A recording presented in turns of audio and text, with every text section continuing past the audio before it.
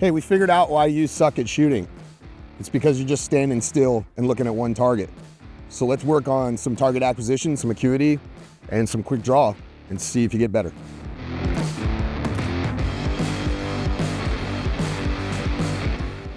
Hey everybody, Matt Smith back again, Sheepdog Response. I'm here with my partner in crime. What's up, Iako, Kalili, Director of Training. Yeah, so we come out here and we try to get better at shooting every day. Shooting is a lifelong process. You always got to get better at it. But I'm gonna tell you how you don't get better at it is standing at some static range, standing still, shooting off a table at some single target, making one hole, doing your best to make one hole in the middle of the target.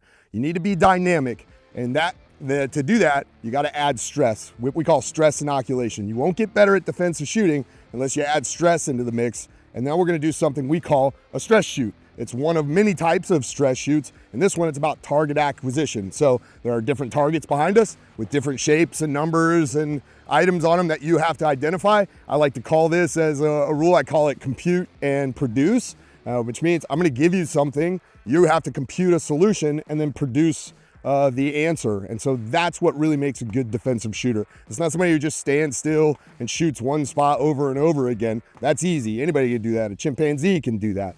What makes you a good defensive shooter is learning to react to what you see, having to think a little bit and react to the problems that arise as you do it. And so that's what this drill is going to help you do. Also, with stress inoculation, we find our happy space between precision and speed, okay? We come out here and put some stress on you. You know, like Matt said, it's easy for one person to aim and hit a single hole without any movement, without any stress. When you add stress, when you add some movement, you find the happy space between precision and speed, so that if you have to access your weapon for a self-defense situation, you're already better prepared, better trained for this situation. So come join us in this stress shoot. Hey, for this particular drill, what we've done is we've set up 5 targets, set up over a distance, and each one of those targets has varying different symbols on them, ones that you have to identify. And you don't want them in any particular order. It's not 1, 2, 3, 4. That's easy to compute in your mind. You want to make it random, randomize it. So here in this one, you see I have a square. If you look on the target next to it, I have a number 1. You can do this in any way. You can paint targets different colors and shapes, and then you can combine colors, shapes, and numbers together. They have many targets that are designed this way, but you don't have to go out and buy some special made target to do that. You can just take your normal targetry and just add something. I just use a big fat Sharpie and I draw something on there, triangles, squares, circles, numbers, people's names if you want to. Anything that mixes it up and forces me to have to look and identify across a set of targets to make sure that I'm shooting the right target, then draw and shoot. That's part of the basic OODA loop. OODA loop is observe, orient, decide, and act. And that's the model for most defensive shooting, which means I have to observe what it is that I'm shooting. I have to orient my assets to it, make the decision, is that in fact a shootable target, and then draw and act. And so if you don't know about the OODA loop, learn about it. It's a fantastic model for winning in a fight, but it's no different here than it is in martial arts. No skill is worth crap unless you stress test it. Once you stress test it, you know that skill works, that's a good tool. That's a tool you want in your tool bag. Now we're gonna get to it. Again, you may have to work up to this level of drill, but it's not that complicated a drill. And in most outdoor ranges, if you can get a bay like this or you belong to a shooting club, you can perform this drill. It's good to do it with somebody. You can do it by yourself, but having a partner do it with you is even better, because what we're gonna do is there's a series of targets up there.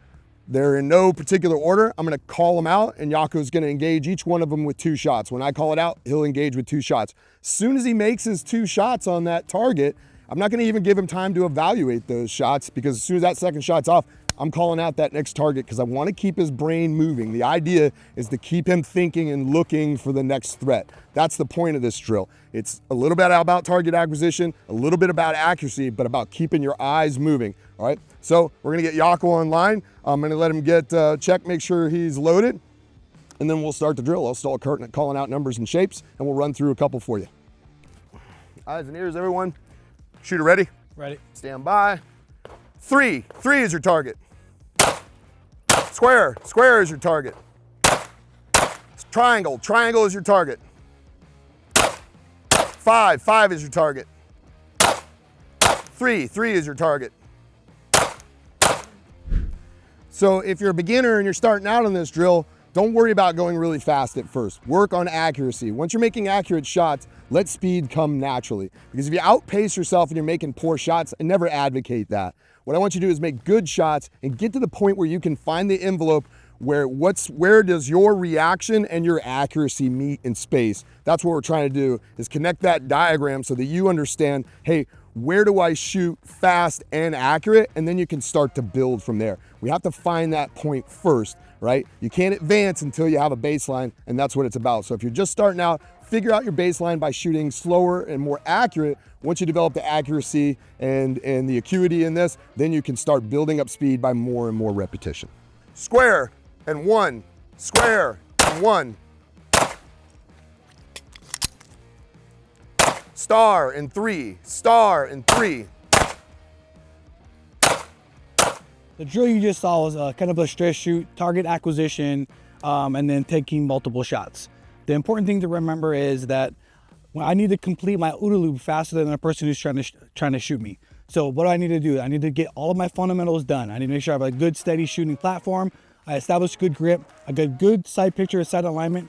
It's more of an acceptable side picture and side alignment, taking an acceptable shot and doing my follow through. All of this stuff needs to happen kind of like, split second actions. As Matt said earlier, that you always want to start off slow. Then as you start getting better at shooting, you can pick up the pace. But as I transition, right, so I need to face my target. The first O in OODA loop is I need to observe. I need to turn myself towards the target. I decide what I'm gonna do. I draw my weapon and I start my fundamentals, right? So what you'll see is that I'll gain an acceptable side picture, acceptable side picture, so that I can take an acceptable shot. I take my acceptable shot. I come off of the trigger just a little bit, allow the weapon to reset. I take my second shot. I assume another side picture, and then at that time, Matt called for a different target. And then I need to start my OODA loop over again. I turn my eyes, right? So I observe the target I'm shooting next. I orient my body towards it. I decide that I'm going to shoot it. I get an acceptable side picture, take an acceptable shot, squeeze the trigger, release, get another side picture, squeeze the trigger, release, and then do my follow through. All right, I'm gonna give you a little more example of what it is that we're talking about as far as my eyes getting there first, because that is the most important fundamental of this drill. This is an aiming drill with some other stress added into it, because it's all about getting my eyes to the target. Once my eyes are on something, they're fixed on something, the aiming process has already begun. Because then I just drive my sights to my eyes. I don't want to turtle my head down or move my head if I can avoid it. I want to bring the sights to my eyes in my natural, comfortable stance where I'm well supported, that beautiful isosceles stance that we want to shoot in. So I'm going to try this with I'm going to do this with a cleared weapon so that you can see. But as I present the weapon and I'm pointing at a particular target and I've made my shots on that target, I'm going to follow through. I always want to get a last sight picture on that. So if I shot it twice, I'm going to aim 3 times. And that third time, I'm going to get my sights lined up. I'm going to prep that trigger like I'm ready to shoot it and make sure that it's good and down. Then I notice another threat. My eyes will move to the threat. What I don't want is to just move the gun and then try to line the gun up or stay in the sights and move, because what'll happen, or what typically happens, is as I drive over, the sights will acquire the target, but I still have developed all this momentum moving to the target. And so what happens is you wind up starting your squeeze while the momentum is still in space, and you'll shoot far left if you're moving to the left, or far right if you're moving to the right, or high if you're moving up, or low if you're moving down. Whereas if I just move my eyes to the target and then quickly park my sights and make my shot, it's a much more efficient, and there's less tendency to overshoot your target. And if you look at these 2 targets down here, I mean, they're 8 feet apart, but it doesn't require any head movement for me to get from one target to the other. I can just move my eyes to do it. I can also address every one of these targets along the line. But say for instance, I've moved down and a target was really far to the left, like this one here. And now I'm starting to get to the point where I'm shooting past that, or I'm getting closer to that 90-degree angle. No problem, all I have to do is just shift my feet.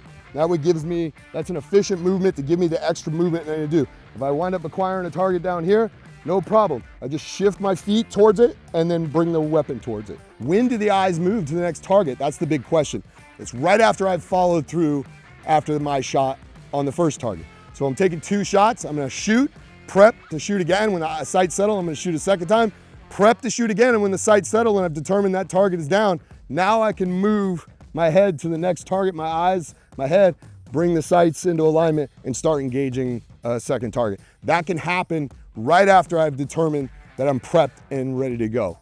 All right, if I'm shooting multiple targets and I have multiple threats in front of me, does my finger need to come out of the trigger well as I move from target to target? No, it does not, right? You are engaging multiple targets. If there are multiple threats, you keep that trigger prepped and you move from target to target. You can't afford to waste the time to prep the trigger again.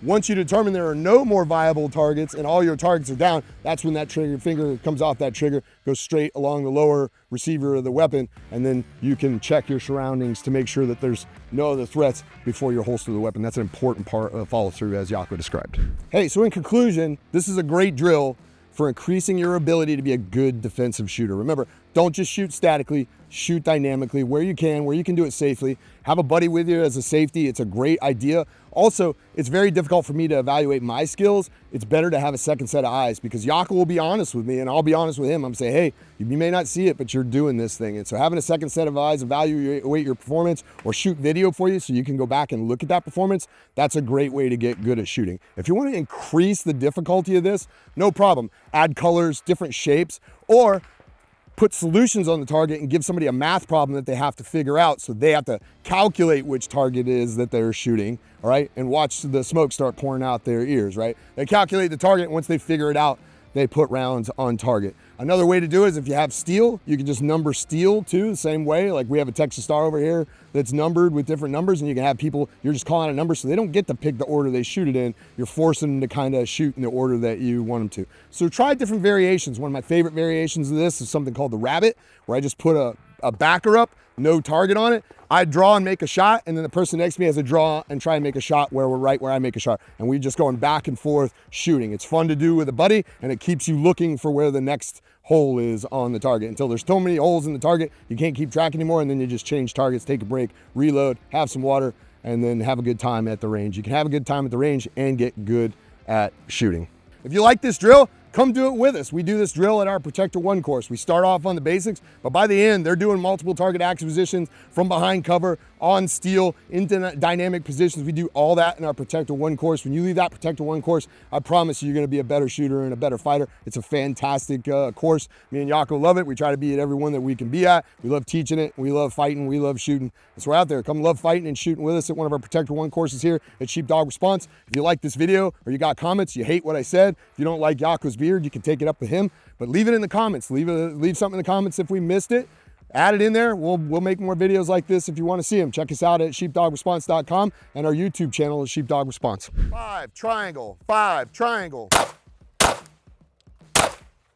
5 star, 5 star.